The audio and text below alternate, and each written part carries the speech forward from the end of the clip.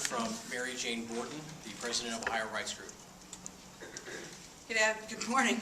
Good morning, and thank you for inviting me, Ian. Thank you for allowing me to speak here to you today. It is an honor and a privilege. And it was an honor and privilege last night to attend the town hall and then hear Montel Williams' moving speech and moving testimony in terms of what cannabis has done in his life. Just a little bit about me to start with. I could trace my career back as an advocate for drug policy reform back pretty much all my lifetime, but certainly back 30 years when I started out as an analyst in the pharmaceutical industry. And it was my job to analyze the worldwide pharmaceutical market and figure out what the market share was for this and for that. And then kind of as a result of what I call my millennial experience, if you want to look at that coming into a new millennium, I decided that I wanted to devote my years after that into reforming these drug policies that have caused so much suffering in their implementation since I think 1970, when the Controlled Substances Act was first put into place. And so from that point onward, I participated at some level in the composition or lobbying for 6 medical marijuana bills, none of which got out of committee. I have composed or participated in the composition of 4 constitutional amendments, the most well-known of which is the Ohio Cannabis Rights Amendment, which was certified for the ballot, not the ballot, but the signature circulation in 2013, and since then has collected roughly 150,000 signatures. And so with that background about me just a minute, I wanted to go back and talk about Montel's speech because I thought that there were a couple things that could have been added to it. And the first one is, I want you to look at my can here, okay? I think a couple of you all have taken, I'll let you, of course, handle it afterwards. There are 4 patients in the United States that participate in what's called the Compassionate IND that was established in the late 1970s. The oldest patient that participated in this program's name is Irv Rosenfeld, and he has been in the program since 1980. And every month, Irv receives a can like this. And in this can, if you open it up, it doesn't have it right now, there will be 300 rolled up marijuana cigarettes. And he gets this every month from the National Institute of Drug Abuse, which has a farm at the University of Mississippi. It is the only place in the United States where cannabis is legally allowed to be grown. And this is irrespective of any state that's called legal right now. There still is no designated spot in any of those states where marijuana can legally be grown, and they will be subject to the whims of a bureaucrat or a legislature to be shut down if that's what happens to it. But the University of Mississippi every month sends 4 patients to the United States a can like this filled with 300 rolled up marijuana cigarettes.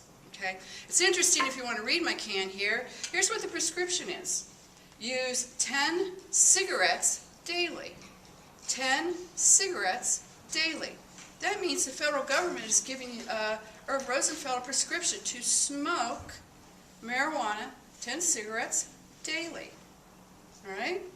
And so Irv is an interesting person to me because he has the same bone condition that I have. I have the same thing that he is, and I have it probably with the same severity that he has it.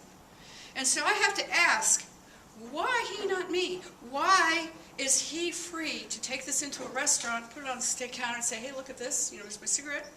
And if I did the same thing, I'd be walked out in handcuffs. And that's true of every patient who uses cannabis. All right, those are the patients for which the Ohio Rights Group advocates. All right? So again, why he, not me? And so another statistic that I wanted to talk about that was mentioned last night at the town hall was that there seems to be this perception that there just is not quite enough research. We got to have more research. We got to get the one more study. Well, you know what? I want everybody to check out a website, and it's called PubMed.gov. Got that? PubMed.gov. PubMed.gov. And I want you to put in the search box at the top, type in cannabinoid. Now, cannabinoid is one of the constituent properties of the cannabis plant. For example, THC is a cannabinoid. They call it about CBD, which is very well known for what it does for the delayed children here. CBD is a cannabinoid. Now go to the PubMed.gov and put in the search box cannabinoid. And what you'll find, I did it this morning, there are almost 20,000 studies. 20,000 studies concerning cannabinoids. All right? And you look down the list, you're going to see, diabetes, heart conditions, Parkinson's, Dravet syndrome. You're going to find that kind of information. These studies, clinical studies are being conducted. A lot of them outside the United States because there's a ban on research in the United States that's been in place since the 1970s passage of the Controlled Substances Act. But there are 20,000 studies, so I thought, okay, well, I'll check out Celexa, which is citalopram. Let's see if I come up with that. I came up with 5,000 studies. So how come we can market a product for 5,000 studies, but we have 19,000, 20,000 studies, and we still have this product, this plant is illegal, and people are still being arrested for it? It makes no sense to me. And then one last place I think I'd like you to visit is what's called the Adverse Event Reporting System. And this is a database that's run by the Food and Drug Administration. And you're going to have to dig for this information a little bit, but it's on the FDA's website. And so if you go to this particular page, you're going to see the deaths and the adverse events, which is basically side effects, that are reported for FDA-approved products to the FDA itself. All right?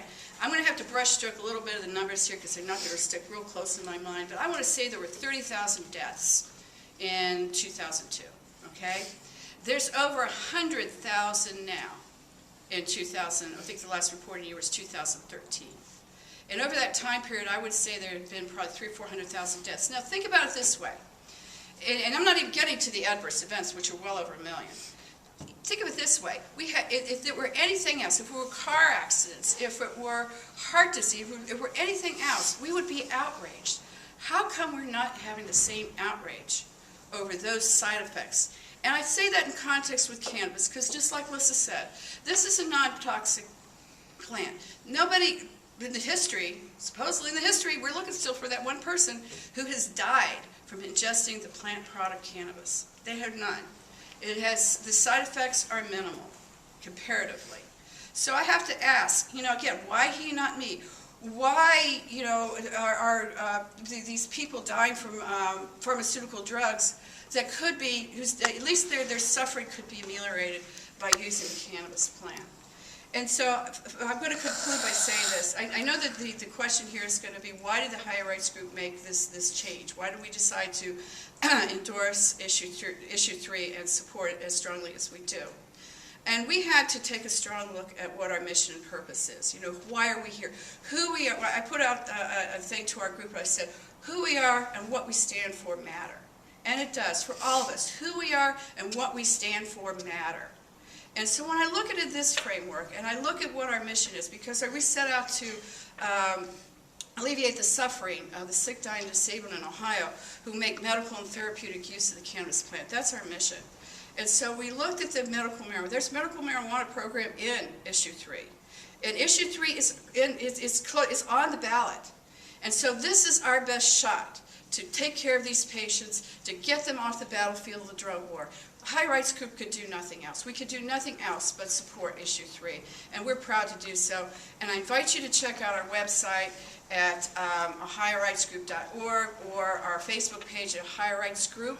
And look at our video, and this should tell you where we stand. It's called Save Someone You Love, and it was a beautiful piece we produced a couple weeks ago. But it tells the story of people who can walk again, they can eat again, they can dance again, they can live again, and that's what cannabis means to us.